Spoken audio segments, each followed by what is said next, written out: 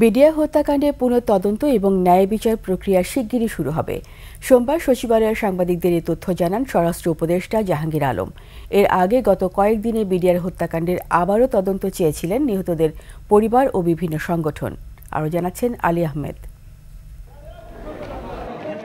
২০০৯ সালের ২৫ ও ২৬ ফেব্রুয়ারি বর্তমান বিজিবি আর তৎকালীন বিডিআর সদর দপ্তরে ঘটে বাহিনীটির ইতিহাসের কলঙ্কজনক ঘটনা। নিহত হন ৫৭ জন সেনা কর্মকর্তা সহ ৭৪ জন।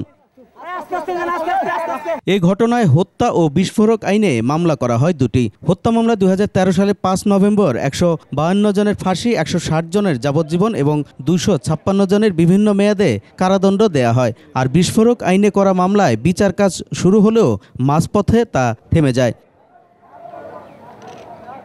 শেখ হাসিনার পতনের পর অন্তর্বর্তী সরকার গঠন হলে ঘটনার পুনঃ তদন্তের দাবি ওঠে। এরই মধ্যে ২৫ আগস্ট কারাগারে বাহিনীটির উপসহকারী পরিচালক আব্দুর রহিমের মৃত্যুর ঘটনায় শেখ হাসিনা, সাবেক বিডিআর ডিজি আব্দুল আজিজ সহ ১১ জনের বিরুদ্ধে হত্যা মামলা হয়। সোমবার সচিবালয়ে সাংবাদিকদের প্রশ্নের জবাবে স্বরাষ্ট্র উপদেষ্টা বলেন, বিডিআর হত্যাকাণ্ডের ন্যায় বিচার নিশ্চিত করা হবে। বর্তমান সরকার জনগণের অধিকার, সুশাসন ও ন্যায় বিচার প্রতিষ্ঠায় বদ্ধপরিকর।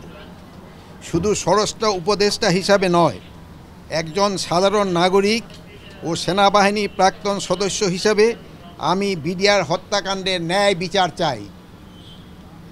সঠিকভাবে এই হত্যাকাণ্ডের পূর্ণ তদন্ত ও ন্যায় বিচার প্রক্রিয়া শীঘ্রই শুরু করা হবে।